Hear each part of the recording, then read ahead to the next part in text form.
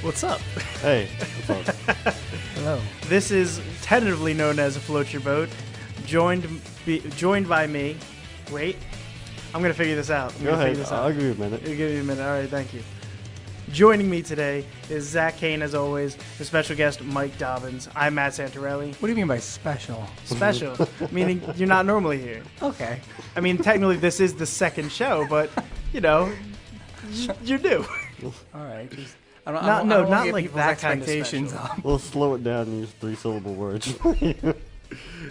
So we had a lively off the air debate about politics, and we figured we'd jump right back into that. Mike, you had a great view on Ted Cruz and Donald Trump. I don't know. I don't remember how you were going about it, but just jump right back in. They're both lunatics. Yeah, they're both lunatics. I think that really is all there is to say. One of them is a businessman that probably shouldn't be running for president, and the other one is the Zodiac Killer. So, I mean, make your choice, America. I don't know. I just think I feel like there's so much ammo there to attack Donald Trump, but they all pick the worst possible things. Like if the best way to ruin Donald Trump is to not say anything and let him talk. Like, because he just says things that are just dumb, and it just doesn't make any sense. I'm so happy that you actually said that, because I really thought this whole time that you were like, I don't get why people are attacking Trump. Like, he's not that bad of a guy. He's kind of cool. And I'm like, it's easier to go after him than it is Hillary. Because Hillary, while what she's done is obviously questionable, because he's a politician, so you can go back and be like, yeah, there's crazy stuff he's done. Trump just says things all the time. And people are like, oh, he says how he feels.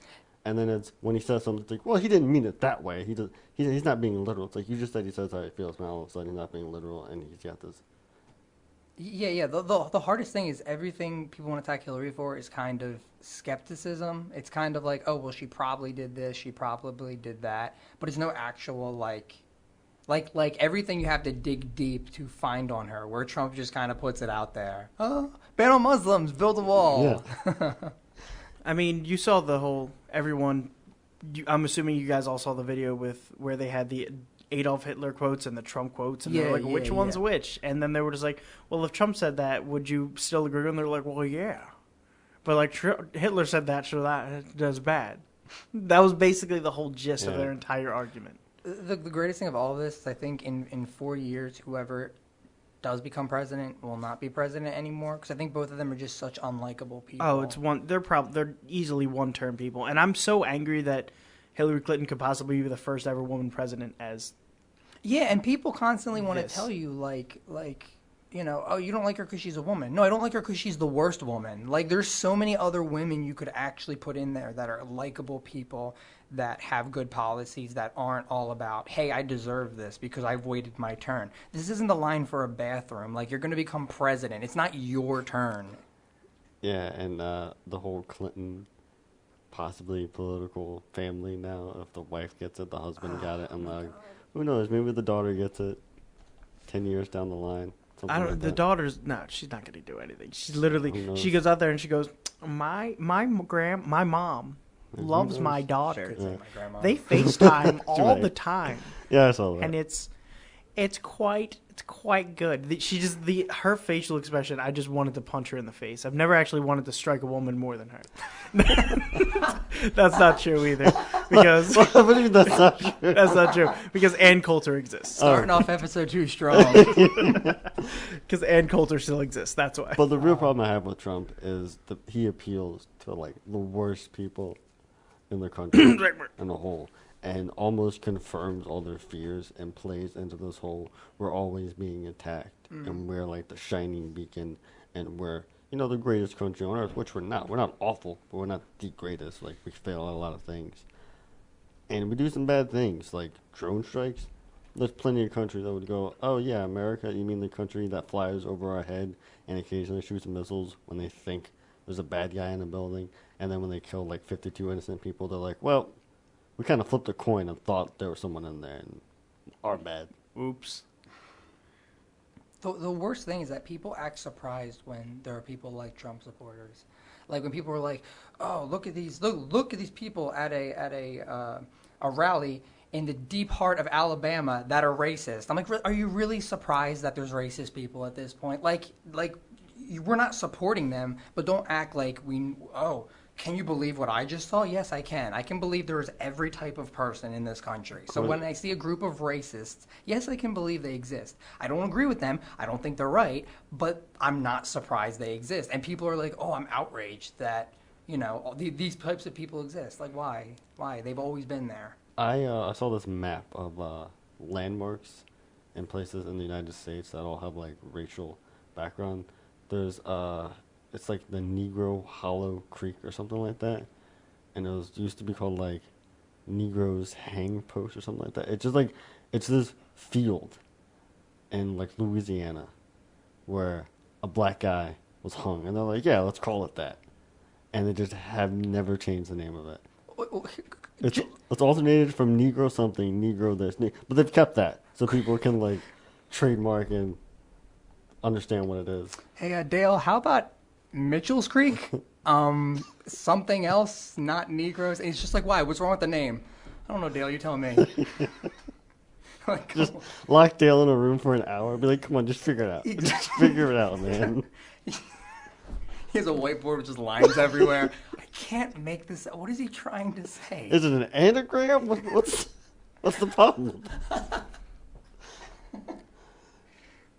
Oh my God. I don't know. I wasn't paying attention. I was trying to make sure your levels didn't go crazy. Mine? I'm trying to stay close to it. No, it's fine. I'll figure it out. You guys were talking about some place called Negroes Hollow, right? Yeah.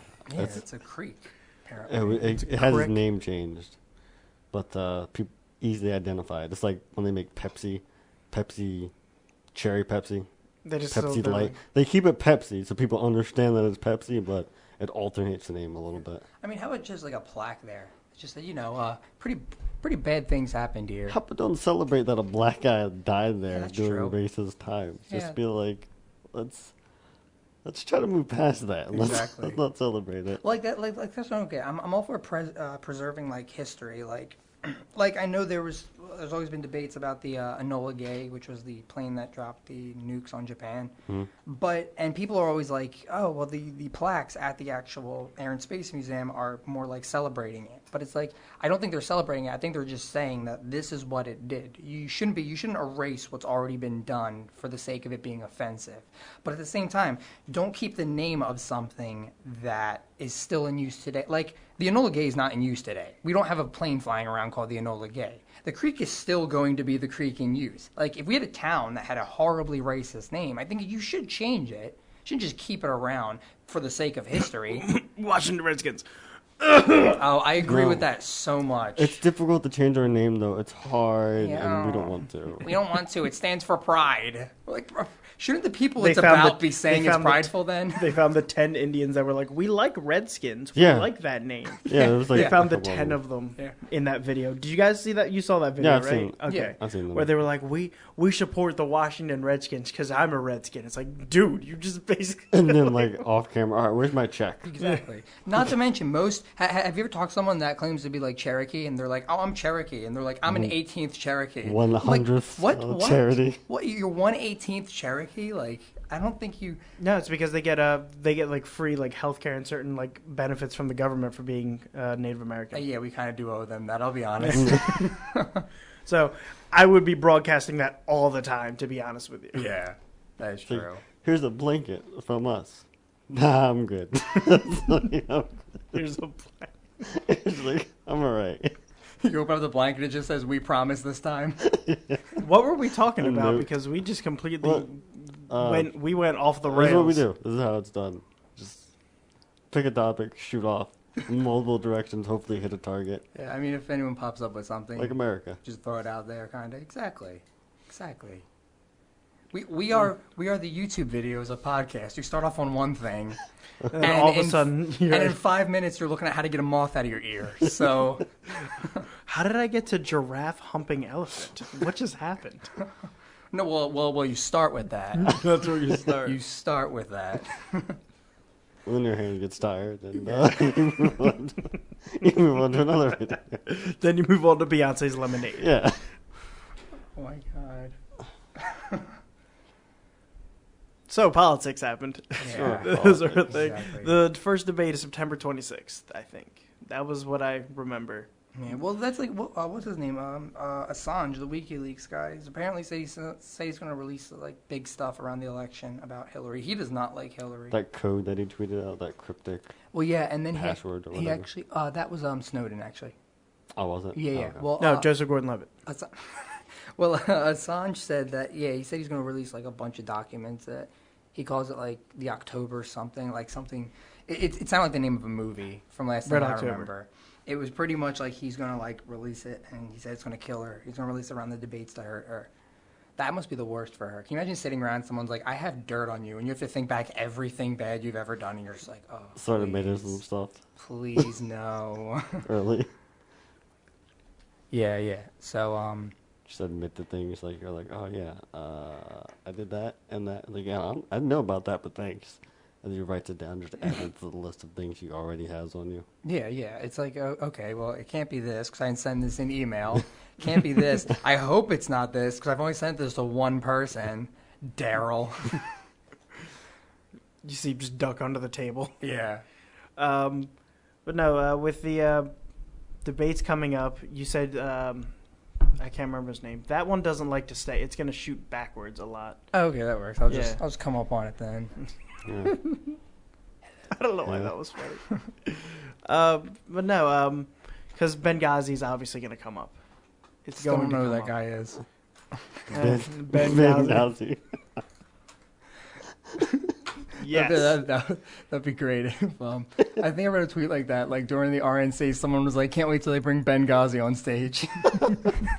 Fox has been talking about him for 4 years. He's been a guy this whole time. Comes out in like a cape. Trump's been. I mean, Fox has been talking about him for like 4 years now. He must be someone You know aboard. the funny thing is, they investigated that and found there was no wrongdoing by her. Yeah, but a lot of people think because she has ties to the FBI that people are kind of just like, "Oh, I'm doing you a favor," but I don't know.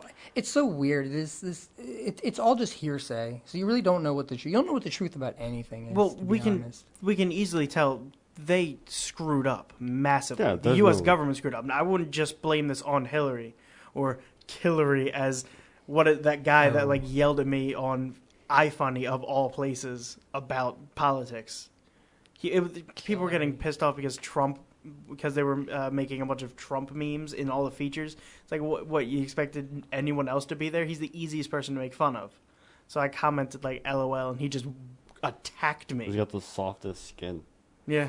Like he takes It's the any easiest insult person. and just it's the end of the world to him. Oh, it's like a Reddit forum, like a Reddit thread. You ever go on there? If you ever want to fun, go to a Reddit thread and just sort it by controversial, and you'll always just see people just like it'll be, oh, Hillary Clinton saves family of 3 from burning building. Yeah, well, Benghazi. People are just like, can we not talk Yeah. about that for 8 minutes? Like, she actually did something good. It's, I don't know. I think Trump's Reddit is the greatest thing. Oh, I've never been on See Trump's people. Reddit. There's I think some- it has to be. They're so delusional. Yeah, it's They amazing. use the word cuck like it's the word the. Absolutely. And I don't even think they know what it means. Like, wait, like cock.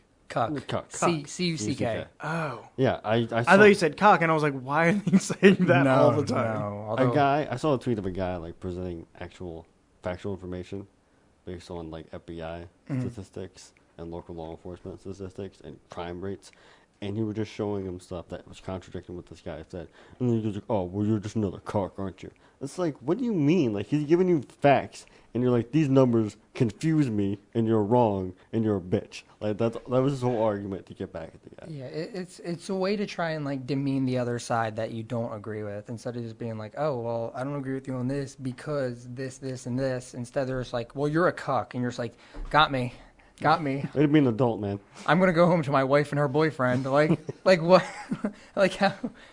Like I don't know. Why don't you talk like an adult on account of you're trying to support a president of the United States, and they're all on him like he's a celebrity, not like he's a guy that's running for president. Like he's Kanye essentially running for president. They're like, oh, it can't go wrong with Trump. 2020. And even if, say he just had this whole platform that I already disagree with, that'd be fine. and he acted like a regular politician. Like Mitt Romney. Yeah. I disagree with pretty much everything he said, but he acted like a human. Yeah, he acted like some weird human that straps his dog to the roof of his car going on a family vacation, but a human nonetheless. Won't drink coffee. He looks like a movie he looks like a movie president. Like the president you'd see in a movie, it looks just like Mitt Romney.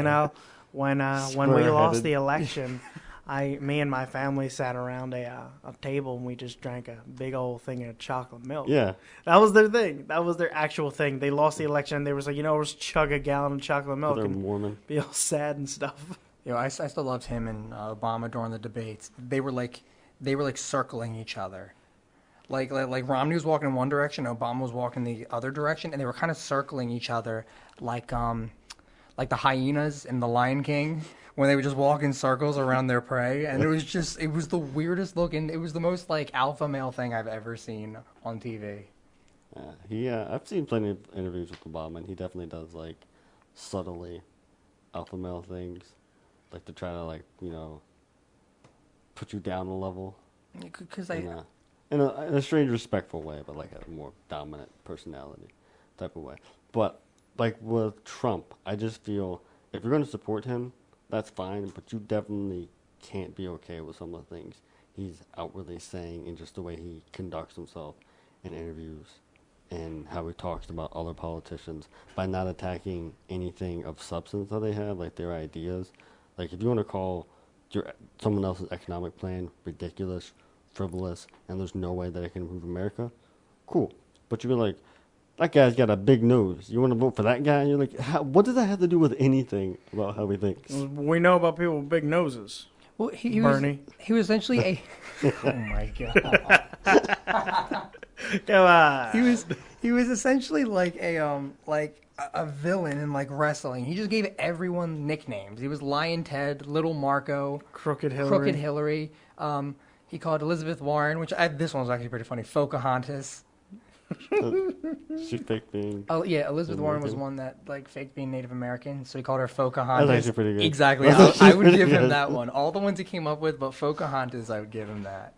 But he comes up with just weird ones. But like Little Marco, like he pretty much finds a way of like demasculating them, and then saying, "Oh, you shouldn't vote for them because I gave them this funny nickname." It was just. But then as you insult him, it's like, no, I'm not any of those. My things. hands are not small. I'm rich. My penis is huge. And we're like, I'm super rich, guys. That's weird. Like, all right, dude, we see your helicopter and stuff. We get it. This will be funny to look back on it in like 30 years when like your kids come up to you and like, Dad, we're learning about the 2016 election. You're like, we don't talk about that. Those were we don't talk. Just close the binder. Those were the dark ages. See, I was 22 years old, and I sat in a studio with two people, and we just ranted about a bunch of random stuff that doesn't matter anymore. So I've been watching Back to the Future. Okay. That was a great transition. That was the worst segue I've ever heard. That's why I've been watching Back to the Future, so I can time travel. You can learn how to time travel. That was your segue? That was the segue? That was your segue. Yeah. Oh, my goodness. That was your segue. Time travel and stop it. Oh, my gosh. All right. You're not allowed to segue anymore. Just go back to it. I don't care. You just Dale Earnhardted right into a wall trying to segue, and you couldn't. What is it, Mario Andrade? Is he alive still, or did he die as well? I don't know. All those drivers are nuts to me. I want to segue into talking about Back to the Future. I just wanted to say. I just wanted to comment. Oh, okay. We thought you were like, we were just like, let's talk about Back to the Future. The gang mentality. To come after me. We see weakness and we pounce. Oh man, it's like it's like when sharks see a bleeding fish. We all just attack it, and now's our chance. So, I don't know. So that's my segue. So, you know what? You know, as much as we attack Zach now, we now have nowhere to go. We now have nowhere to go. All right, you guys. I'm sure you guys have your customer service stories. That you want to bring up. We did want to bring up, but again, king of segues. King of segues. There's really no way to segue into that from politics. Hold on, you need like a drop for it. That's the way every bad radio guy segues. They just hit a button and it just does like a little like flashy little thing. You know, those basically what I was doing. We don't have that technology. Those corny lines in a movie. We don't have that technology. Oh yeah. Those corny lines in a movie where they just flat out say a plot point because they can't figure out a way to make it happen on screen.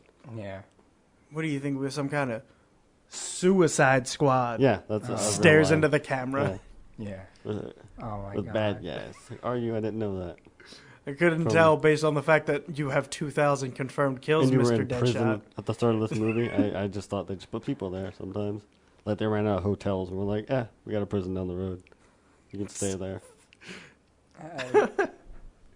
That movie's bombing so hard. We have differing in terms of critic views. reviews. We have differing views on the movie. Yeah. But I haven't seen we're not gonna go into it because you haven't seen it. Well, yeah, I haven't seen it based on the reviews I've seen. I've heard from people just saying it's like, this and that. It's poorly edited. Joker's not in it enough. The stuff you hear everyone saying. He doesn't need to be in it. He doesn't really need to be in the movie enough. He's not the main Here, character. spoiler for your review right now. Joker does not need to be in it because he's not the main character. Yeah. Deadshot needs to be in it the most because he's literally the main character. And he's the team leader. And he's the team leader, stop complaining that Will Smith is in it. They're not like pandering to like black culture because the Emmys were whited out or whatever. Just let it happen. Just because Deadshot happens to be black now, get over yourself. Social justice warrior. But Not you. like the white version of the saying. social justice warrior. I'm That's saying like people there's that not like enough use white that. people all of a sudden.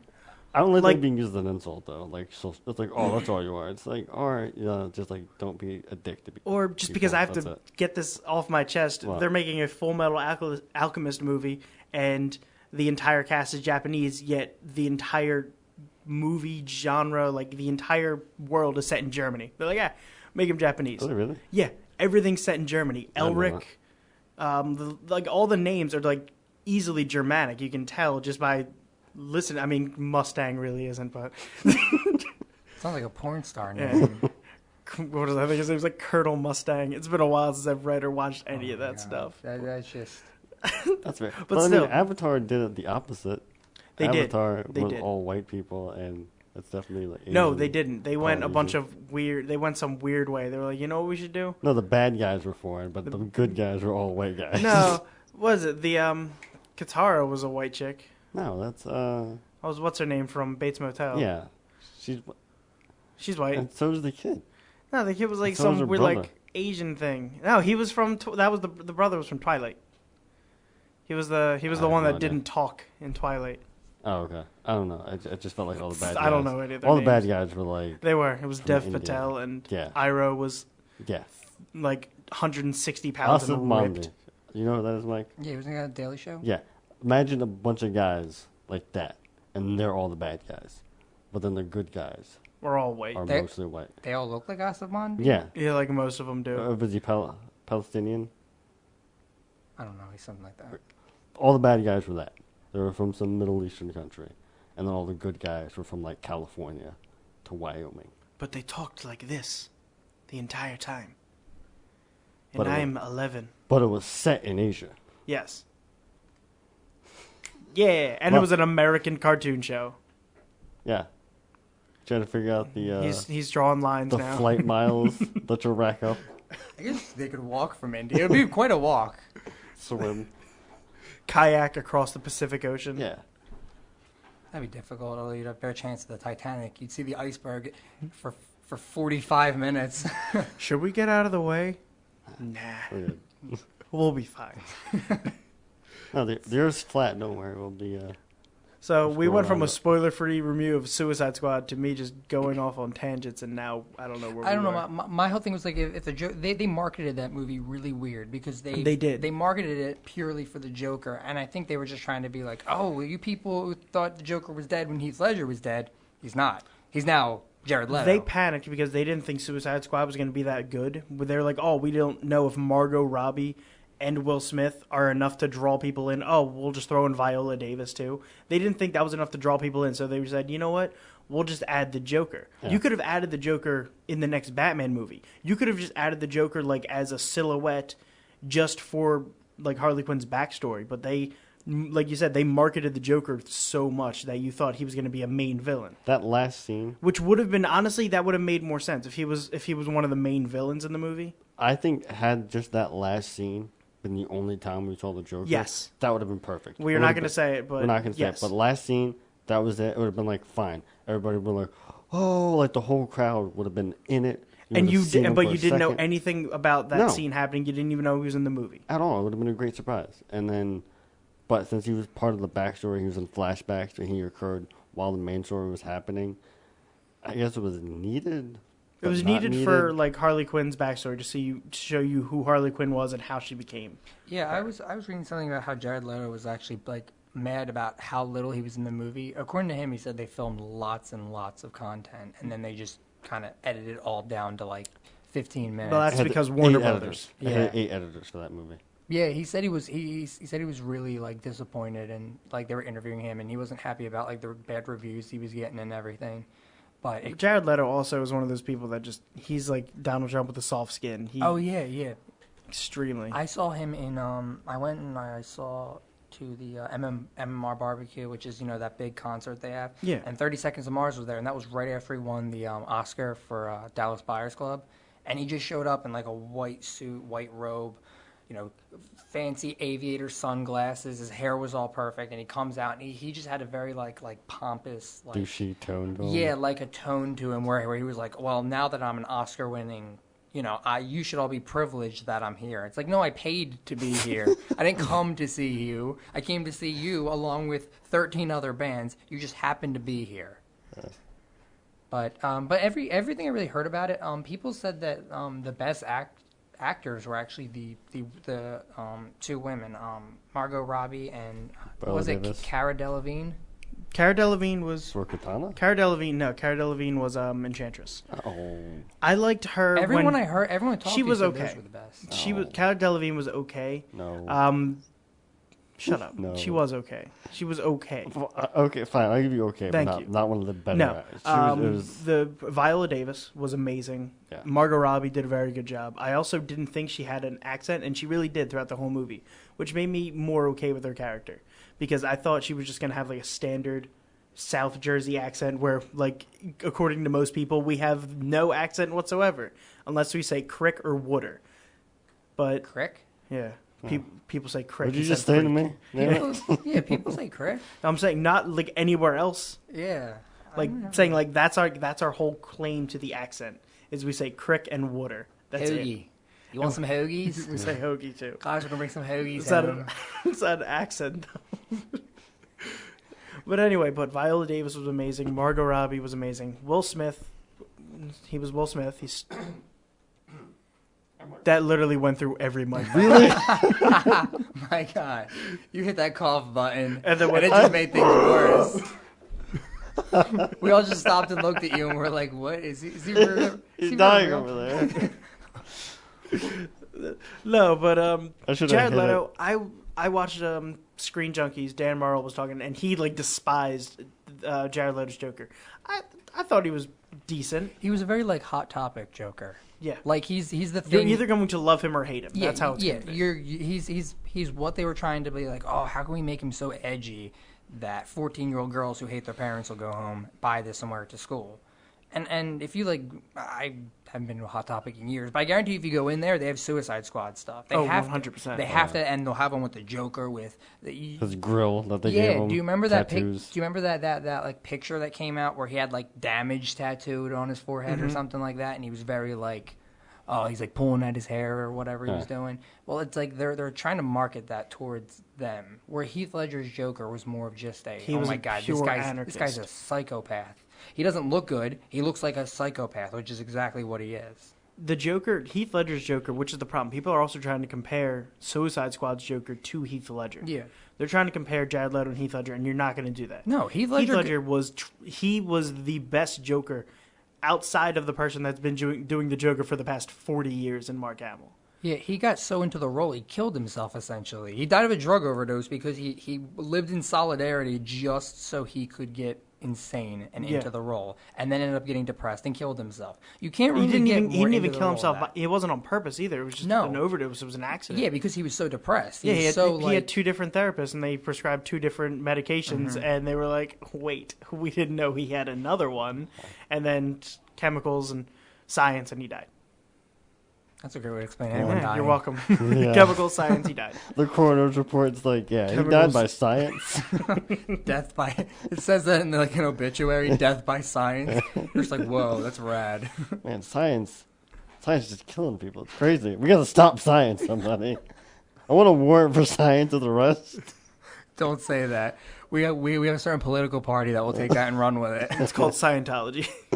Oh, no, man. They have that guy Ted they believe in, or whatever his name is. We gotta find science and this Benghazi guy. But they're just running wild. They need to be stopped. Send in the Suicide Squad. Yeah. That's how you do a segue.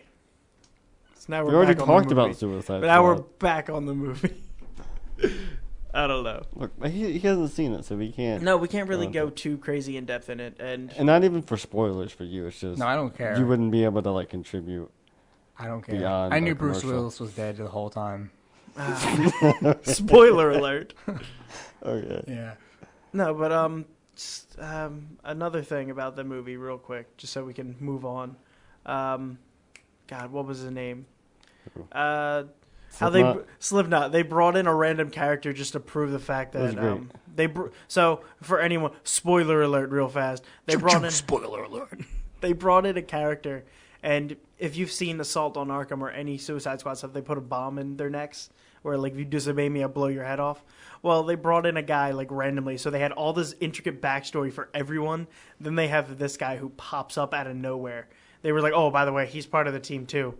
And then immediately within the first 10 minutes, he tries to escape, and they blow his head off. Yeah, you're like, oh yeah, he's not gonna die, because everybody gets a whole at least 2-minute backstory, and you can see all what they're accountable for and everything, and then you see them in prison and see how they interact with the guards, and then Viola Davis, Amanda Waller comes, tries to talk to all of them, tell them about it, like Matt said. And they get to the city. They get all the way to the city. No, they don't get to the city. Did he? No, they were all getting geared up and ready to go, and then this guy pulls up in a van and they throw him out the door. They were like, "He's part of the team too." You're right. They did get all their stuff. My bad. And then they get the helicopter, and then that guy just pops up. What was this movie rated? Was it PG-13? PG-13. PG-13. Yeah. You don't see any blood, but it was pretty cool. You literally just saw this guy's head explode. I like how some movies are going towards R, or at least taking an edgy PG-13 view. Well, I mean, sometimes with PG-13, you have to do more suspense stuff and tell a better story, and you can't just be like, "Oh, look at his guts! Look how crazy that is." Well, no, but Deadpool was one of those movies. Yeah. Even Guardians of the Galaxy, I liked. I liked how they took edgy type language in that. They dropped curse words and stuff throughout the whole movie. Well, I'm not saying you can't. I'm just saying there's certain movies a crutch to where certain movies it's not necessary, like Superman. And stuff most like that. horror movies now are just, "Oh man, I cut off his head and his brain leaked out." It's like, that's not scary. That's just weird. There's nothing about that is entertaining to me. The only good horror movies now are the indie ones, the ones you find on Netflix, where they're just they actually try to make a good movie because they're low budget people who don't have millions of dollars. Because there's suspense to it. Yeah. On Netflix they have Hush, they have The Babadook. Hush was great. Hush was fantastic. Yeah. It's one of my favorite horror movies because the entire movie is not just riddled with blood and gore. And is it just full of jump scares? No, it's not even that. It's just scary. The concept itself is terrifying. Yeah. I'm not a huge fan of horror movies. That's why, so I don't really watch. Neither am I. I don't watch Saw. I don't watch Human Centipede just because I feel like they go for the gross factor. No, I don't like. I'm a bitch with scary movies. No, I will hold a pillow in front of my face. This movie is essentially this girl that I guess had pneumonia or something when she was younger. She's mute and deaf. Can't talk, can't hear. So lives out in the middle of the woods, and there's this guy trying to get into her house, and he ends up taking her phone, taking pictures of himself, and then sending it to her, giving her phone back without her knowing, and she looks and she sees that there's someone in her house and stuff, and it's the entire movie is this guy trying to get into her house, and it's so terrifying, just the thought of being home by yourself in the middle of nowhere. You can't hear him coming in. You can't call 911 for help because you can't talk. Is the entire movie just no words? Nothing? It's just silence? He talks. He talks. And Okay. she also has a neighbor. Who dies? Zach. What? He's not. Are you gonna, Spoiler alert. Are you gonna Zach. see it? I might have. All right, fine. She Are dies you like acting like this won't have any listeners at all? she does like the first 20 minutes. All right, but Doesn't matter. still. You guys know the ending. To be fair, unless we broadcast this like all over Facebook, Instagram, Twitter, we'll get like 3 views. People That's that true. accidentally Google like float your boat. That's Exactly. true. That's true. I Yeah, mean- but it was just. I guess the point I'm trying to make is it's just a good concept that they use to make a good movie. It's not like they're like, have any ideas, Mark? Paranormal Activity 8. Mark, you're a genius. Like, no. How about you come up with a good, like a good indie movie, something that's like, even if it's not indie, like The Conjuring. The Conjuring's good. Conjuring was a good concept. I thought that was a great movie. And then they were like, "Hey, let's make a movie about a doll." Yeah, We haven't Annabelle made was pretty those. bad. Fuck dolls. What about the that game, The Witch, that you're telling me about? Maybe it was a movie then. It was a witch, and bottles that were on the ground, and if you move the bottle, she like attacked Oh, you. that was a game. That was Among the Sleep. You're Okay. like a little kid, and you don't know what you're doing the whole game. You're playing as this little tiny baby. You have no idea what you're doing. And So then kind of like Don't Kill the Baby.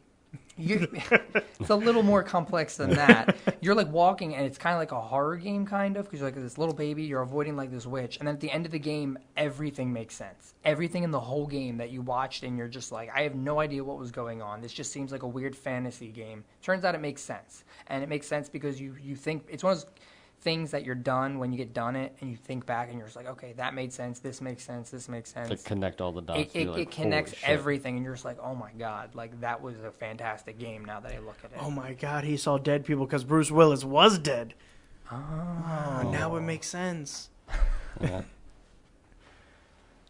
That was one of my favorite movies, though. That was that's the movie that I like the like suspense movies. I'm not a fan of like jump scare horror movies, but like a suspense movie which has jump scares because it gets that like feeling in your chest that you're like, all right, something's gonna happen, but I don't know when. But it always happens when you're not expecting it. like thrillers. I think Yes. thrillers are so much better than horror movies because horror is just so cliche. Because like the horror execs, for what it's worth, are geniuses because they found out that people's reactions to blood and gore and jump scares are the same that they are to genuine horror. So people get confused between the two. You watch a movie, you see something jump out, and you freak out.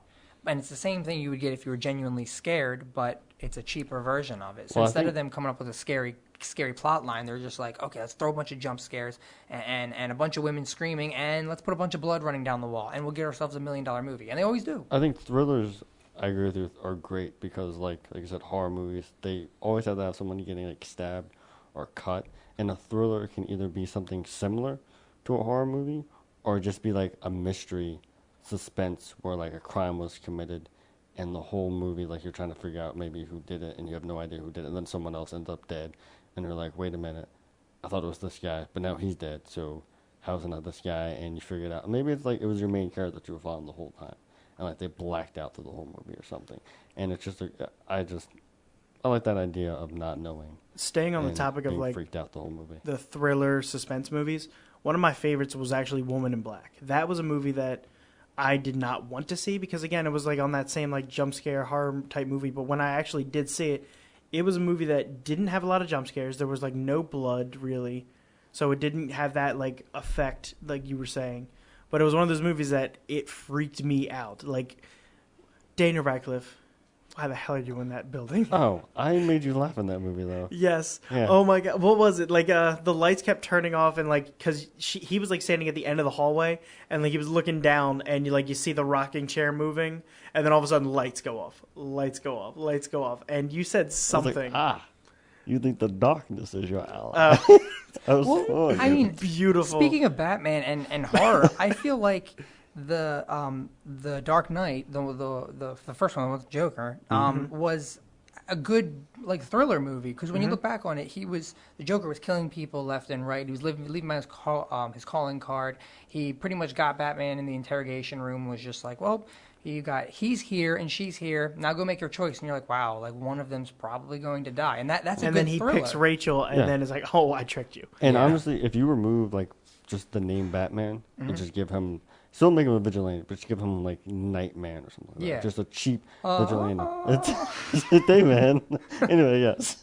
You just give him like a cheap vigilante name, but use that same plot.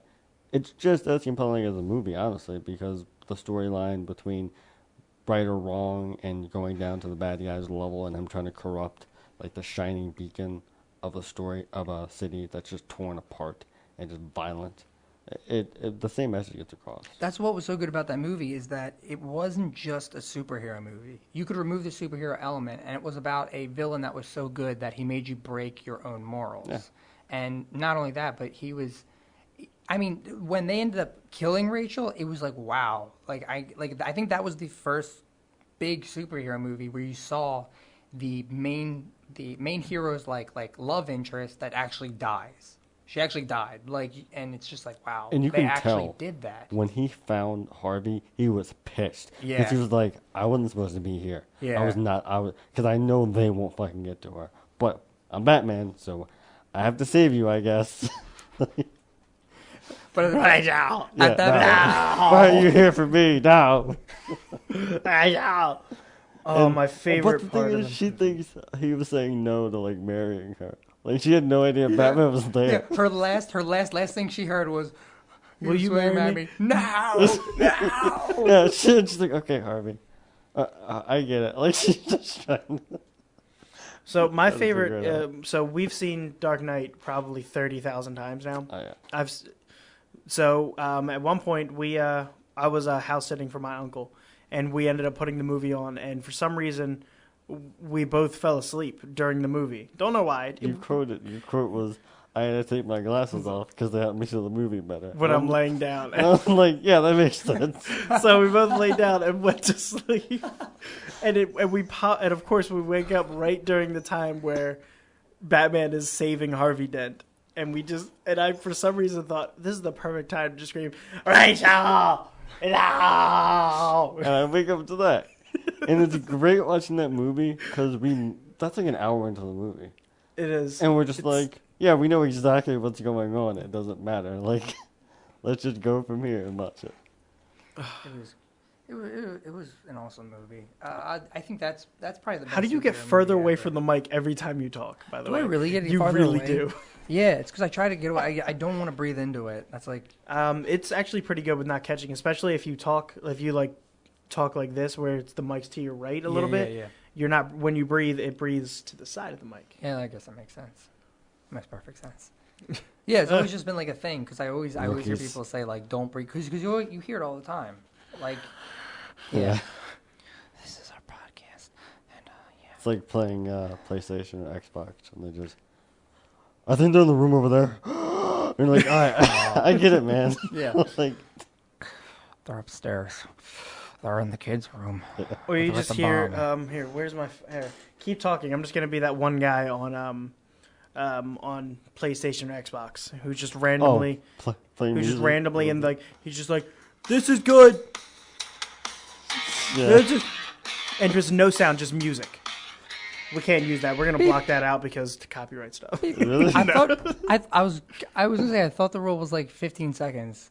I don't know. I thought it was 15 seconds. And there's But, no like, lyrics. There wasn't. It was just... Whoever that is, don't say their name, but whoever that is would have to like be paranoid and just Google to see if maybe they came up somewhere. Yeah. Have No, a lawyer to scrub the internet. For I hear stuff. podcasts all the time, and they say you don't have to pay for the rights if it's less than 15 seconds usually. I think that's like the sample you get. Okay, and it's not Kanye stuff. Because theoretically, And it's not You- Kanye stuff? do you really think someone's gonna pull it off if it's 1 second? Like, oh, that is our drum. No, That is our You know drum. what he does? Spotify. It just loops that second and like, come on, Spotify. I know you can figure this out for me. Is this mine or not? And that's it. Spotify comes up with a question mark. Like, not again, Mark. Not again. We're not gonna keep doing this. All right, so let's get to your customer service stories. 'Cause All right. I haven't There's heard. so many. I I've heard have some of yours, good ones. but I've heard 2 of yours Don't say where you work. No. Just I won't. Or where you work. I worked at a pharmacy. I was a pharmacy technician.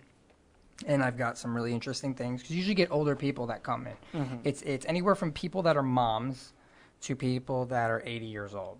And the worst, believe it or not, other than them, the 80-year-olds are the new moms, the moms that have been moms for 3 months and just started off because they think that just because they have a kid, the entire world needs to stop and bend over and do everything for them. But oddly enough, this story was not about a mom. This one was about a 75-year-old woman. She calls me and tells me, fill my prescriptions. I look in the computer where we have all the prescriptions they have, and I go, all right, well, what do you need filled? Now, these prescriptions go back, I think, 6 months or a year. No, it goes back 2 years. 2 years. And each page has about 10 prescriptions. This woman had 22 pages. And she goes, I need my medications filled. And I go, well, what medications are you using? I don't know the names of them. Well, do you want me to just fill everything you got filled last month? Yes. So just to clarify, I went through and named every single medication. Yes, I'm still on that. Yes, I'm still on that. Yes, I'm still on that. And this woman, she said her son was going to pick it up. So we filled all of them. This was maybe 15 prescriptions. How much money is she dropping? None. It all got paid for. She had this on like Medicare or something like that. So, all right. So takes us about, because this was in the middle of the day, so it took us a good 2 hours to do it because we would have to ring people up, then work on it, then ring people up, then work on it while working on ones from people that were coming in. So her son picks it up. She takes it home. She calls back and goes, you fill this medication, I'm not even on it anymore. I go, ma'am, I asked you if you need this. She goes, no, you didn't. We get into this altercation on the phone, and my boss is standing right next to me, and I just had it with this woman. Because I asked her every single medication, and this woman's getting like, kind of like snippy with me. Like, oh, you should have known. No, I shouldn't have known. I deal with thousands of customers every day. You're not my top priority. You're not my top priority for people with your name. So... She starts like and she's like, all right, whatever, hangs up the phone, calls back, asks to speak to the manager. And all I hear is my manager just go, ma'am, calm down. There's no need to cry. And I went back behind like where no one could see me. And I did the biggest fist pump I have ever done in my life. And my manager just comes back and he goes, yeah, her son's going to come in and you have to apologize. And I go, I'm not doing that. He goes, what? And he goes, you have to, you'll get fired. And I knew the position our pharmacy was in. And I was like, I'm not getting fired. I know I'm not getting fired. It takes you guys 4 months to train someone correctly. I'm one of the best workers here. Not to be cocky, but we had a lot of awful workers. So you are not going to fire me for this. So the guy comes in, the son comes in with the mom, and she's just kind of like looking at me, like waiting for an apology. I'm just like, yeah, there's a confusion. She goes, yeah, I don't need that. I've said that before. And I went, yeah, not much I can really do now. Like, I'll refund you for it. And refund you the zero money you paid. Exactly. And she just starts, like, it wasn't even money out of her pocket. Yeah, Medicare probably, they still have to pay for it. But it's not like you were dropping $300 and now you're just like, oh, I didn't need that filled. And she was just like, and she just looks at me and she's just like, yeah, I just wish you were like more professional on the phone. And I'm like, ma'am, I was being as professional as I could be. Like, you were really trying my patience. And she's just like, yeah, well, every time I tell people here not to fill something, they end up filling it again. And I'm like, it's because I walked you through this. And my boss is just like, no, just stop. So he just looks at her and he's like, ma'am, please leave. Just please leave. He actually told her to leave because he's just like, this isn't going to get resolved. This is only going to get worse. And then as she's leaving, I just go, oh, yeah. And for the record, and I printed out a piece of paper, and I circled all the medications she told me to fill. And I go, these are what you told me to fill. I'm like, cross off what you don't need next time when you're calling in. And it was just, you just deal with the worst of the worst people because they have no compassion for you. Nope. They have, and you're a robot to them. That's why I think every person should at least work some sort of customer service job. Yes, 100%. Whether you're at a gas station, whether you're working at a Walmart, whether you're working at a Wendy's, it doesn't matter. But you should do that because, like, I've never, I don't know about you guys, but I'm never rude to anyone unless they are so bad. Yes. Like, if I have to send food, like, if I ask for food and you bring out the wrong food and you do it 4 times, I'm going to start getting bugged, deservedly so. Like anyone would. But like the first couple times, I'm just like, yeah, people make mistakes. This might be a hard day for you. All right, whatever. But people are just the worst. I mean, that's one of mine. But I got a couple. My favorite was probably the first time I ever my first time ever, I was a cashier, still at the same job. Now now I work in the technology department. I'm the supervisor. But this was my first position. I was a cashier, and it was Saturday morning. And this lady comes in. She wants to do a return. She goes, I don't want these pens anymore. It was literally for like, no, sorry. It was pens and like ink. And ink is expensive. It is. The easiest thing when you're selling with printers, that's the thing they make the money on. They're not making money on printers. They're making the money on the $70 worth of ink that you just bought for your $50 printer. So this lady, she wants to return the ink. I said, okay, do you have your, receipt? No. Okay, do you have how you paid for it? I don't remember that. Okay, do you have a driver's license? No. How did you get here? It's like the only thing I can picture is she appeared like the Terminator, just out of the sky, just fell and has no idea what's going on. So I'm trying to explain to her like, well, the only way I can do this now, because you don't have your method of payment or your receipt, is with a valid form of government ID. So I'm like, do you have? And I just start listing things: passport, driver's license, military ID. Passport, driver's license, military. I don't have any of those. I have my social security. It's like, why do you have that in your purse of all places? She was like 35, by the way, and she was like in slippers. It was like the weirdest transaction I ever had. So I'm like, hey, boss, can you come out here and help me? And she does the exact same thing and starts listing everything. And then after probably about 5 minutes, she goes, oh, I have my passport, and throws that down. I asked you that, like... First off, she just had her passport, Yes. but not like a regular ID. She doesn't drive, apparently. She didn't drive at all. This was, mind you, like almost 4 years ago, by the way. But I remember this because it was my first psycho customer. So we go through everything. I type in all the information and I scan the ink. The ink is expired, by the way, so I'm technically not even supposed to return it. So I said, but whatever, I don't care. I just want you to leave. So I scan the ink. It comes up because we had a promotion that the ink is coming up like half price of what she paid for it. And the pens are coming up like $1 because they were on sale for $1. Anyway, she starts losing her mind, says we're stealing money from her. She starts calling me like a communist, a socialist scumbag, every like word she can think of that doesn't apply to the situation. And then she calls me and she asks for my manager, who comes out and she starts yelling at her, says we're stealing money and she's never shopping at Staples again. And then I saw her walk onto 45 and leave, saying she was going to call corporate and get me fired. I'd been there for 3 weeks. And that was my good start in the customer service. No, the first day I was in CVS, I had my first day working. Hold on. Can I stop for a second? You were like, don't say where you work.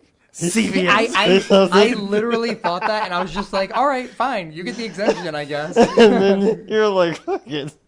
I work at CVS. This is the number of people. This is the address. You go in there. Whatever. It doesn't matter. There's as long as you don't name people's names, it doesn't matter. No, there's 40,000 people, and there's 40,000 like CVS stores around here. I could work anywhere. So my first day there, this woman comes in and she wants to, my boss is like walking me through everything. This was one of my older pharmacists walking me through everything. And this is my first customer I ever dealt with. It was a night shift. And so this girl comes in, our age, about 23, 24 now. She was probably about 20, 19 back then. Comes in to get her anxiety medication. That is a heavily controlled substance. I'll just leave it at that. It's a very, very monitored medication, not something you can just give out to people. Mm-hmm. So she says, I need this filled. So my boss looks through the computer and goes, ma'am, you got a 30-day supply of this 2 days ago. She's like, yeah, well, I'm out of it. He's like, you shouldn't be taking 15 pills in 2 days. That's a death sentence. He goes, you shouldn't be doing that. She goes, well, it's actually my prescription, so I think you should just start filling it. Oh, my boss. You don't say that to my boss, because he's the calmest guy, but he just looks at her and he goes, huh.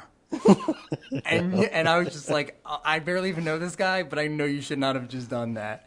He goes, yeah, I'm not going to fill that. In fact, I'm not going to fill anything you do. She goes, why don't you get back there and do your job? He goes, all right, well, part of my job is getting rid of ignorant customers, you piece of garbage. So he goes to pick up the phone. He's like, I'm going to call the cops. She goes, yeah, well, my uncle is a cop. I'm going to call him in here. He goes, what's he going to do? Come back here and arrest me for not filling your prescription?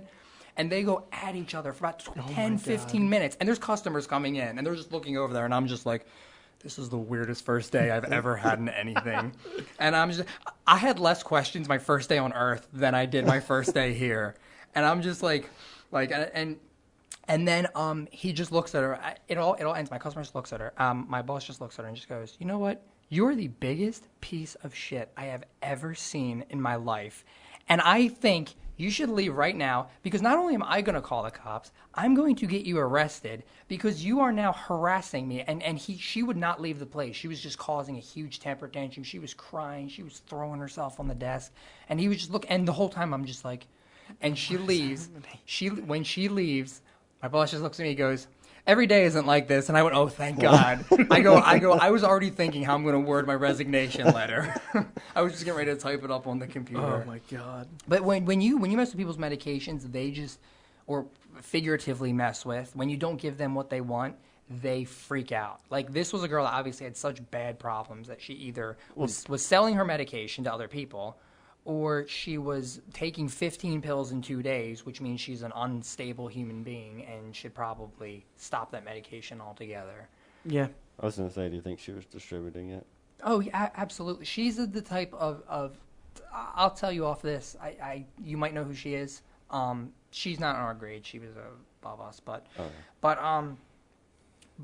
she it's pretty obvious when people go through that type of medication that quickly that they're selling it. But you see it all the time with Adderall, OxyContin. Adderall's big right now. Yeah. Adderall, we had to do a lot to prevent Adderall, because just every kid who can get Adderall will get Adderall and then sell it for $10 a pop, raise it up to $30 or $40 during finals, and they make bank. I know someone who sells it and makes ridiculous amount of money. And the worst part is doctors will just you just walk in, doctor's like, what's your problem? Can't concentrate. Adderall. It's like, have you ever thought maybe he's saying that because he wants Adderall? Like, why don't you try and beat around the bush and see if the kid mentions Adderall and then go, all right, now I know why he's here. But I don't know. That's a whole nother topic. The pill problem we have in this country. Drugs. We gotta stop it. Yeah, we have a war on the wrong type of drugs. What about you, Zach? Do you have you have another story? Any customer service horror stories? That's the thing. Just tell one, and I'll tell you if you told it already. No, I don't. I can't think of one right now. All right, because I got another one if you want. I'm sure you do, but I can't. I can't. Zach's like, don't you start your story. It's my turn, but I can't think of one. I really can't right now. If you want, you've never do you deal with a lot of like trouble customers? My days are up and down, like, because there's. Some days where you deal with nobody. Some days where, like, no one comes in, so I don't talk to anybody. And then there's days where people have problems, and I'm like, yeah, I can't control that. And some people are cool about it, because they're like, yeah, I understand it. And then other people are like, it's like, well, you work here, so why can't you? Like, shouldn't you be able to? I'm like, no, because that's like a separate company. Like, they'll be doing, like, schoolwork, and they might have to use a site for the class, but the site's not working. Like, the internet isn't broken. Yeah, there's nothing wrong with your connection settings, but the website, for some reason, keeps timing out. For whatever reason is wrong with them, you can't access it.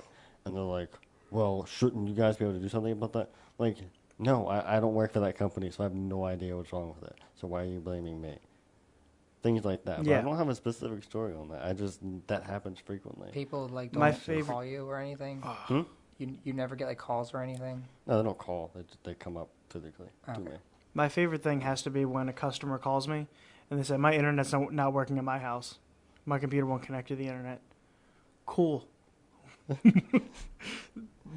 Try turning off airplane mode. It's not on airplane mode. And then I don't know what your problem is. Have a nice day. Call like Comcast or Xfinity, or they're the same company. Call Comcast or Verizon. I don't know. Like, and then I'll try to hang up the phone. They're like, well, can't you like help me and troubleshoot? No, because the problem. Then they'll bring it in and it's like, it's connecting here. Why is it connecting at my house? Call Comcast or Verizon, whoever your internet service provider is. Leave me alone.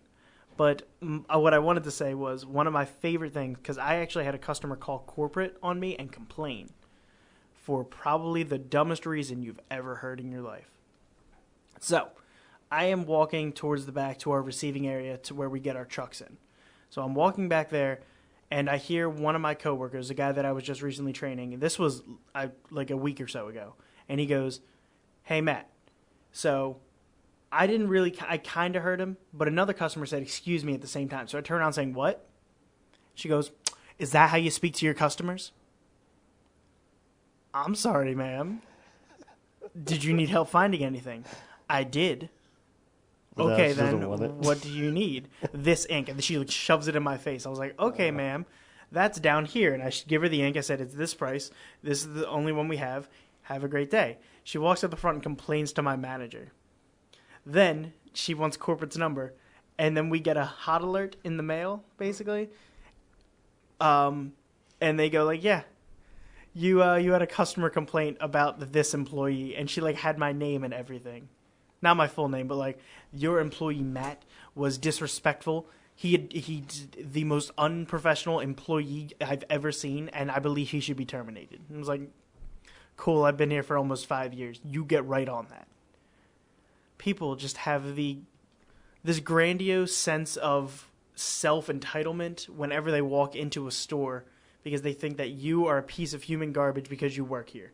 It's the most aggravating thing. The term customer, they look at that as some sort of privilege. Like they get to treat you like garbage because you want something from them. Your company wants money from them. So now they get to hold you at a lower standard, like you're some sort of, slave or something that could, they could definitely take advantage of. Because at the end of the day, they're either going to get your money by treating you however they want to treat you, or they're not going to get your money if you actually stand up for yourself. So people look at themselves and they just go, "Oh, well, I have the upper hand here." A good portion of the time is that if you bitch and complain long enough as a customer, you just get your way. Because we don't want to deal with you anymore. You'll just get your way, and then you'll be like, "I'm sorry, ma'am," or "Sir, here's a $15 coupon. Please come back again." Or don't. How about just don't come back again? Sorry. No, I just, those customers that I've had customers, of course, complain about pricing on everything before, and they're like, "Well, it was this price online." Well, buy it online then. It's like $10 on Amazon. Why is it $25 in store? Because we're not fucking Amazon.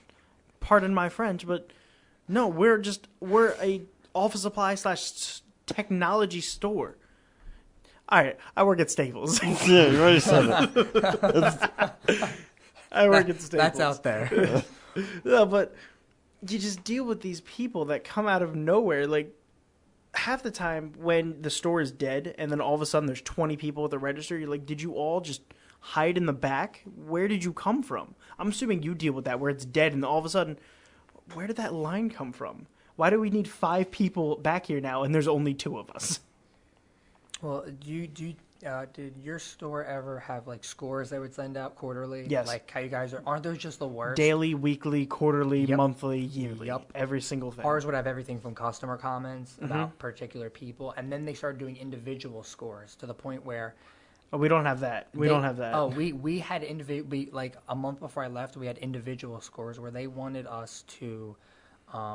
They were checking everything from how many times we asked for having our rip-off price gouging cards to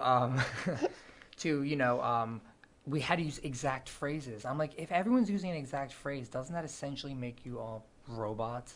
Yeah. Like, how about a different introduction than, "Hello, welcome to here. How can I help you? Have a great day." Like, we had to say those exact phrases. And it's like, at what point does it become your Chick-fil-A with the "my pleasure"? We have to say that. I say awesome. It's like it's come into my actual language where I speak in the real world, not at work. So I was at I was actually at Chick-fil-A, and they were pushing it so hard in my work, and I'm like the one of 3 people that actually says it in my work. So I'm ordering, and she says something, the cashier, and she says, and I say something, she says, "Oh, thank you." So instinct, "My pleasure," and we just stared at each other. Like, this is awkward. And she goes, "Okay," and I was like, "I'm sorry, I just came from work, and we have to say that all the time now." She goes, "Me too," and then we just bonded over that. Nothing came out of it. You can say it with any relationship any guy's been in. We bonded for about a minute. Yeah. And then I got my food and left. Well, but just... Yeah, No, I got nothing. Well, I'm just pointing right now. I got nothing. But the person who ever said customer is always right obviously never worked in customer service. I think that's where it comes from, though. No, good. That idea gets perpetuated. The idea of the customer is always right Yeah. is so that you don't have to deal with the customer anymore. It comes from like CEOs that don't actually have to deal with the customers.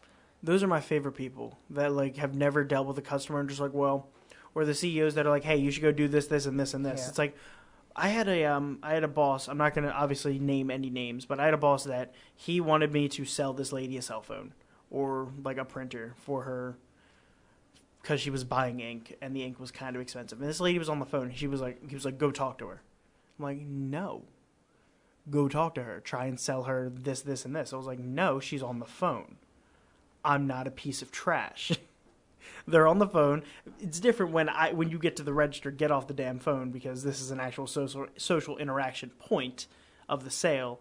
Get off your damn phone because that's the most annoying thing. I've seen people who are just like, hello, or I just hit myself in the head.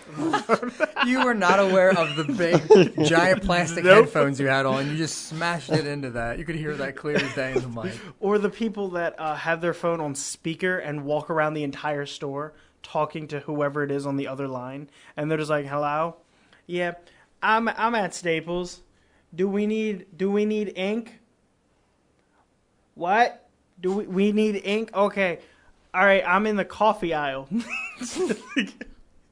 What is that? Those people just annoy me. Build the list first, then go out. Yeah, at least you have good experiences on the phone. I used to always go, thank you for going to CVS Pharmacy. How can I help you? Yes, ma'am. Can I? Every time I got called ma'am because I have this awful voice. I just want to smoke cigarettes and drink whiskey for the rest of my life. I have a phone voice where I just make my voice deeper.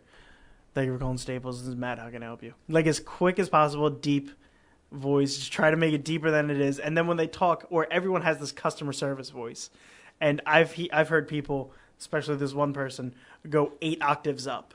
Like has a normal standard voice, and then just up, and it's the highest pitched thing where only dogs can hear it. Not really. If she hears that, she's gonna yell at me. But anyway, it's I'm assuming do you have a customer service voice where you're trying to like be professional, or do you just talk like you normally talk? I talk like I normally talk. If I have to, I'll put on like a radio voice to try and sound like a robot. Thank you for calling CVS Pharmacy. My name is Michael. How can I help you?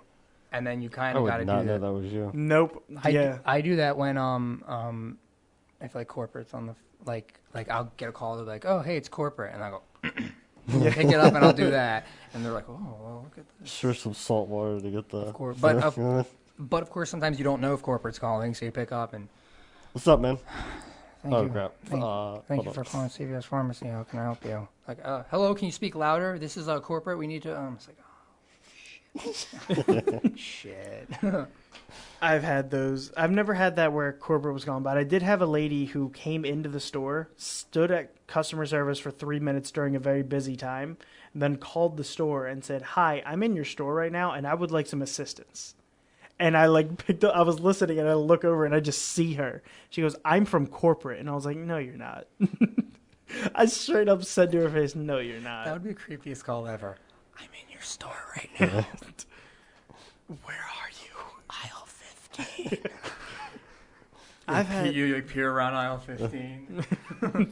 I've also had customers where they'll walk up to the.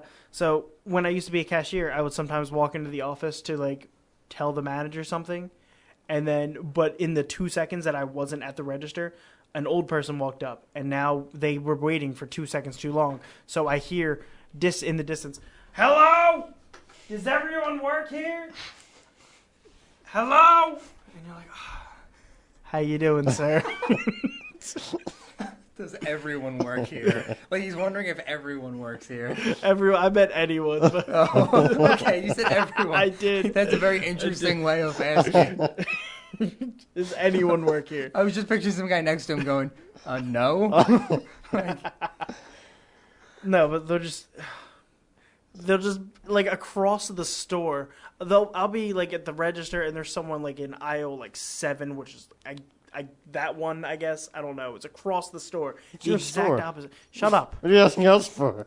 It's like, or they're in the exact opposite corner of the store, and they're just screaming for help. It's like, sir, all you have to do is there's someone always standing over in Copy Center. There's someone always standing at the register. Go ask them to get someone. Please stop screeching like a banshee. But I guess for he's help. just old, so he's just whatever. Like doesn't have long, I guess. And I've had wants the people stuff. where I'll try to Doesn't care get them. anymore. I'll be like, this computer you're probably gonna have to replace it in like 2 years. I'm not gonna live that long. And you're like, that's good to know. Okay. You have the 5-year warranty then, sir? Oh my god.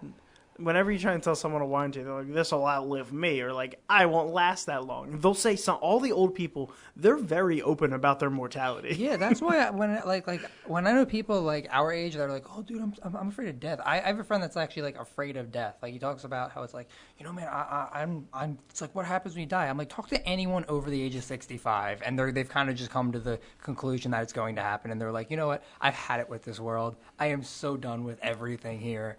I just don't want to, when it happens, it happens. It's like little things, though. It's like you used to be able to pick something up, and all of a sudden you can't, or do something at like a certain pace, speed. All of a sudden you can't, and you're like, yeah, I'm gonna die soon. Like this is how it starts. Dude, I do that if I go to bed at 8:30. I look and I'm like, well, the end's here.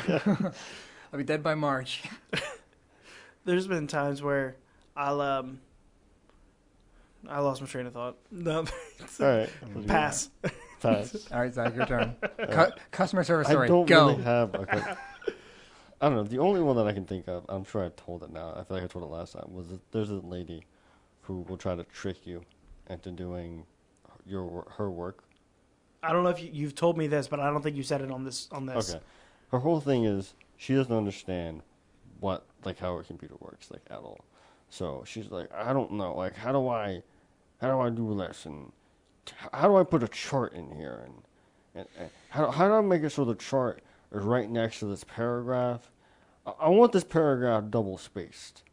Are you fast at typing? Could you type this for she will ask all these questions, and I'm like, okay, I will set this up for you. I will keep it double spaced. I will put the information in this for you. But I'm not typing any of this for you. You have to do this. So what she's done now is because the reason she wasn't doing it at home was because she has some different version of Word, like Word 91 or something. I have no idea what she has. But it doesn't, when she saves it, it's not a Word document. You have to convert it. So it closes at 9. The latest that it closes at 9. She comes in at 8:57. Needs her thing converted and then printed out.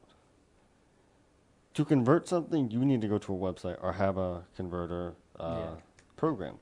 We don't have a converter program. So I had to go find a website.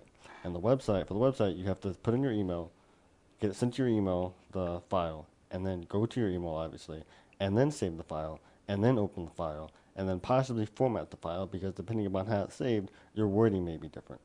So I was going through as fast as I could trying to find a converter that was free, that wouldn't go, oh, fill out the survey first, or hey, did you know 8 strange things that can help you lose 10 pounds? I'm like, get away with these pop-ups, I just want the converter. So I finally found one, I get it, I download it, but in the middle of me looking for it, she's like, do you actually know what you're doing? It doesn't look like you know what you're doing.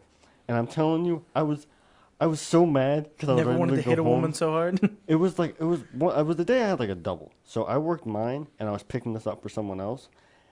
And I'm just looking at her. I'm like, yes, ma'am, I do. And she's just super old. She's like, well, it just seems like you don't know what you're doing. And I'm like, that's when I would have just been like, that's when I would have, everything you just told us, I would have told her how to do it. And then I just would be like, there you go, and just walked out of the room. She would have been like, I wanted to be like, you know what?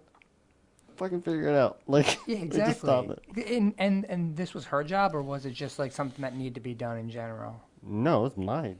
It was part of what I do. Yeah. But it was some paper that she needed printed out. And instead of coming in at, I don't know, any fucking reasonable time, she came in 3 minutes before we're closing and wants me to convert something and then get it printed out and possibly have to reformat whatever the paperwork was. That's like the worst because you can't really. Your bosses and stuff get mad at you if you can't say anything to someone that comes in right before you close. You have to serve them, and it's awful, especially when you work in a deli. You have to make a sandwich at 9:58. Oh, we have a story actually about Taco Bell. I think I already told you that guy. Pretty sure. Well, we'll tell the world about this guy. one. Huh? Who was like, oh, great, another car. Oh, yeah, So to tell the world about this now, I guess, the 3 people that are going to be accidentally Googling this. The people, Volbeat. Oh, no, I said their name. I said the band's name. They're going to come for us now. Poor Volbeat. They're going to come. Pokemon? It does sound like it a is Pokemon. It is a Pokemon. It actually really? is. And it's also a band from, Norway. Yeah. That's beautiful. Anyway, Taco Bell douche nozzle at... What is it? It was a half hour. It was 1. So they close at 1 o'clock, and we got there at 12:30. And we're like, "Hey, I was like, oh, can I get the double Dias? Because that was the greatest invention Taco Bell's ever created. Because, one quesadilla doesn't fill you up from Taco Bell. It's kind of like a piece of trash quesadilla. So you get 2. But then you're like, wow, I just ate 2 quesadillas. I feel like a piece of human garbage. They created this amazing thing where they just they basically just made 2 quesadillas into 1 quesadilla. And called it the double D. It's a great idea. And they're like, hey, here's a soda and some chips for $6. You're like, this is an amazing idea. Thanks for that. So I ordered 2 of those by accident because he didn't want one. I'm going to go into precise details on this. And this guy, he goes, I was like, I'll cancel that. And he goes, good, we don't like making those anymore. We're like, funny joke. But as the order went on, he just kept going is there anything else? Is there anything else? Anything else? Anything else? Really? Every time we said something on the menu, anything else? This guy just hated again, half hour before they close. I've had people come in at 8:30 where I work. It's 8:30. There is still a lot of time left. Again, it might be different in a fast food joint where you have to clean everything. But what are you doing working at Taco Bell trying to close up at 12:30? There's many people out there getting high and they're like, dude, Taco Bell closes in a half hour. There's plenty that open until 3 a.m. You're going to get late customers. It's one thing if you're coming in 5 minutes before they close, but if it's a good half hour, that's more than enough. Yeah. What does he want to do? Sit around and he probably wants to Snapchat or whatever. And from what Zach told me, the guy was in his late 20s, early 30s. Yeah, he was probably in his 20s. Yeah. But So he makes our food and he goes, here you go, have a great day. And then as we're pulling away, he just goes, oh, God damn, another car, really? I was like, dude, it's 12:40. You still got 20 minutes. Yeah, exactly. I've had customers come in my store at 8:59 and they're like, I want this. And now I have to sell them a computer. And it's like, really? This computer sales, unless you actually know exactly what you want, because I have to figure out what you want and then figure out what you also need with the computer and then try and sell you on other stuff that I think you're going to need. It takes 15, 20 minutes. It's 8:59. There's been times where if a customer comes into the copy center, we tell them tomorrow morning. If it's 15 minutes before close, we're like, this can't be done tonight. You have to come in tomorrow. Yeah. I want to tell people that.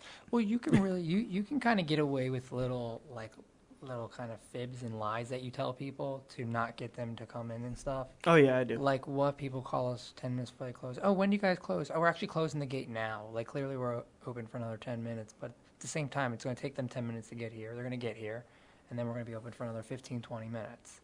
Because you're here. Yeah, so you kind of have to lie every now and then. Say stuff like, oh, well, I can't do that. Oh, well, the copier actually needs 20 minutes to warm up, and we close in 15 minutes, or whatever it is.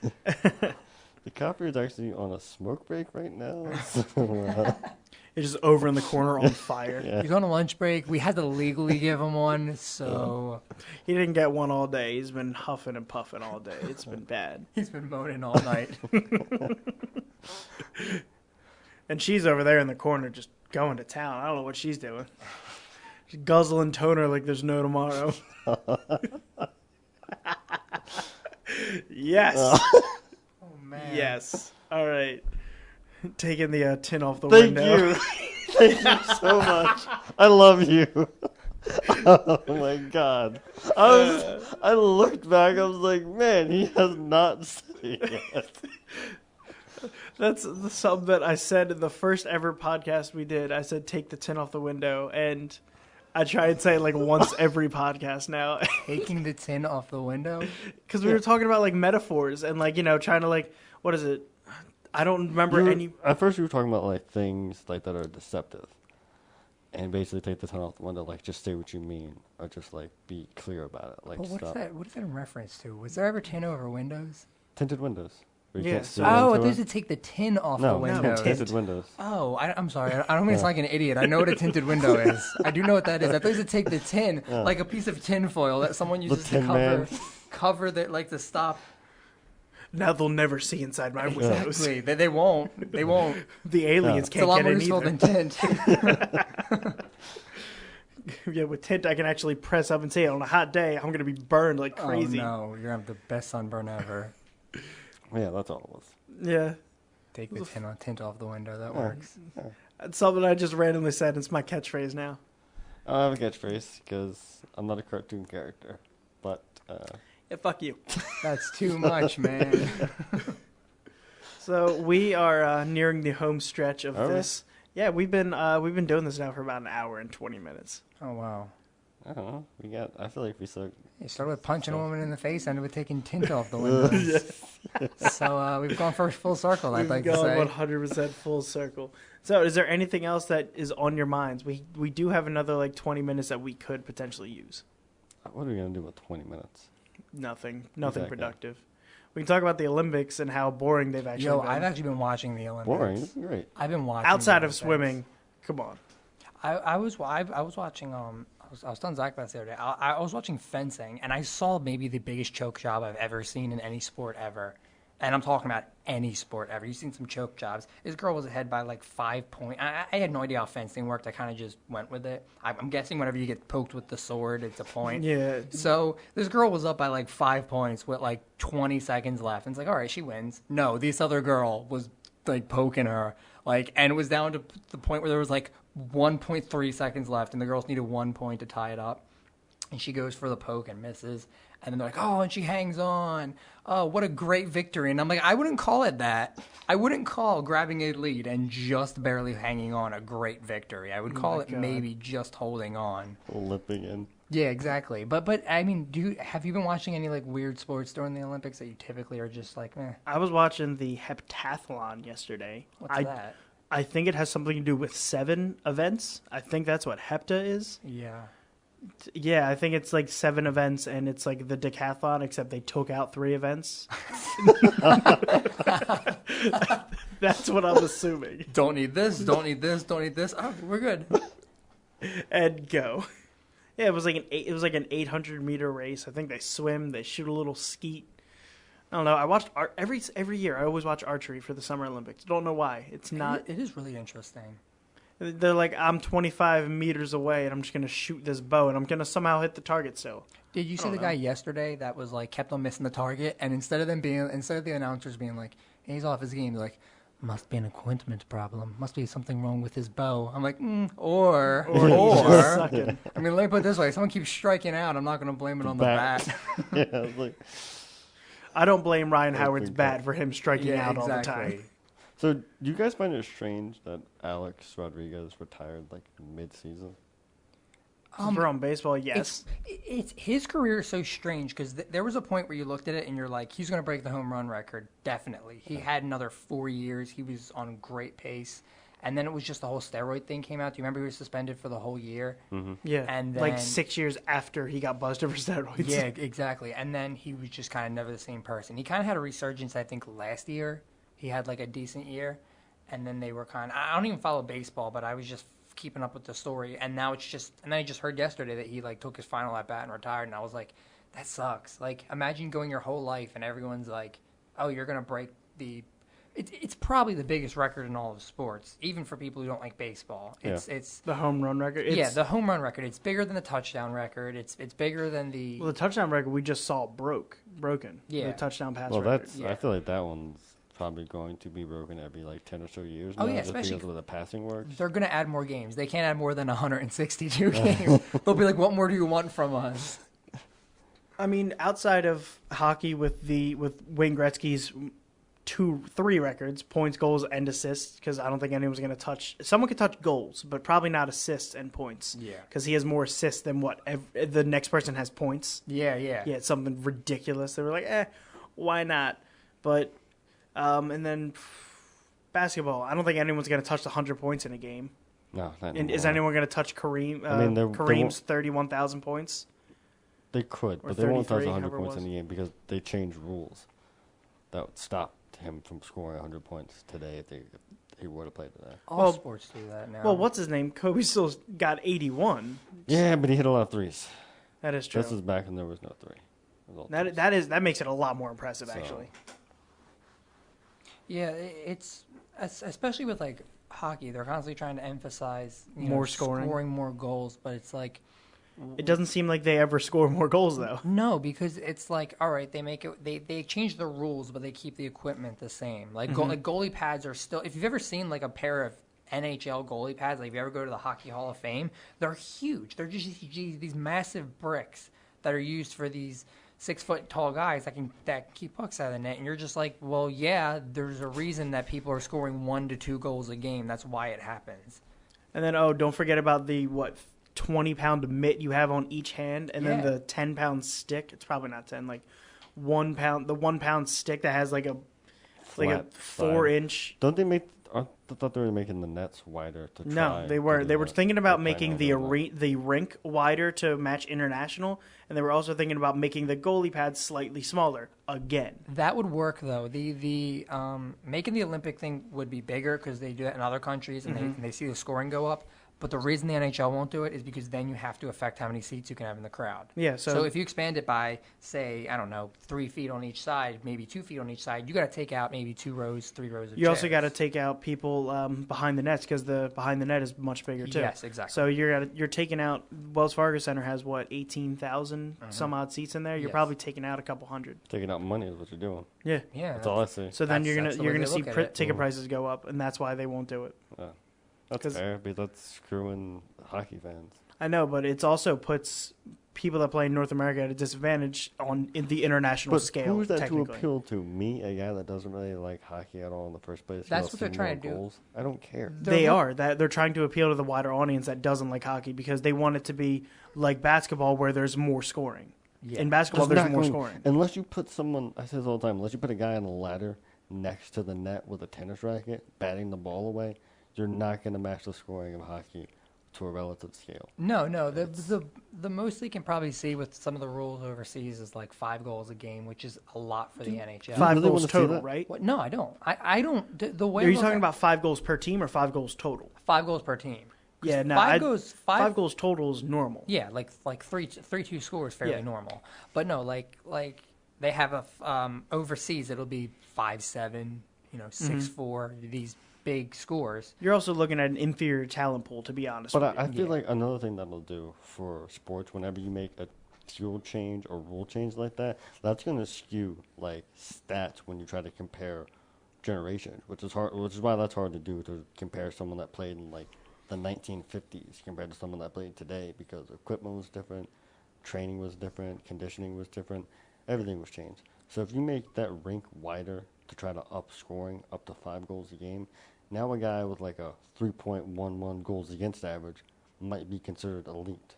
Yeah, because we don't consider you elite unless you're in that low 2 to 1 to high 1 area. You're not elite unless you're in there. I think like 230 that's say like is like average, and anything below that is pretty much elite. And that's why people look at save percentage. Like save percentage, anything over like 930 and above is elite. Yes. 910's around average. But if you score like 930 or above, you're typically considered elite. And it's like if you add more scoring, that number is going to go drastically down. If you break 900, it's going to be considered elite at that stage. But you see it happen in all the sports. The NFL is trying to do the same thing. They're trying to add 2 more games, 18 games. They're also they're also handicapping the defense so that there's more scoring. And you saw, especially, I'm going to just bring this up because the Eagles-Dallas game last year, you saw Byron Maxwell get called for penalties that 2 years ago would never have been called because they're ticky-tacky calls, but the refs are being told to call those now to increase scoring.